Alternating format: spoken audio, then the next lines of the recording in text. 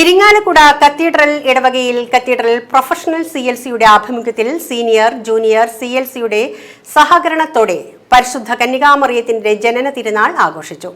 ലതിഞ്ഞ്, നൊവേന, ആഘോഷമായ പാട്ടുകുർബാന എന്നിവയ്ക്ക് ഫാദർ വിനിൽ കുരിശുംതറ മുഖ്യ കാർമ്മികത്വം വഹിച്ചു. ഫാദർ ദേവസി വർഗീസ് തയ്യിൽ തിരുനാൾ സന്ദേശം നൽകി. തുടർന്ന് ജപമാല പ്രദക്ഷിണം നടന്നു. രൂപതാ ബിഷപ്പ് മാർ പോളി കണ്ണൂക്കാടൻ സമാപന ആശീർവാദം നൽകി. തുടർന്ന് ജന്മദിന കേക്ക് മുറിക്കൽ, സ്നേഹവിരുന്ന്, വർണ്ണമഴ എന്നിവ നടന്നു.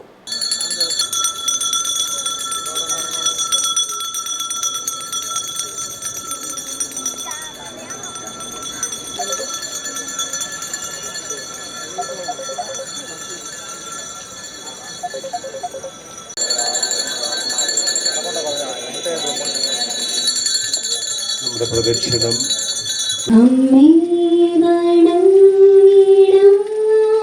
അമ്മ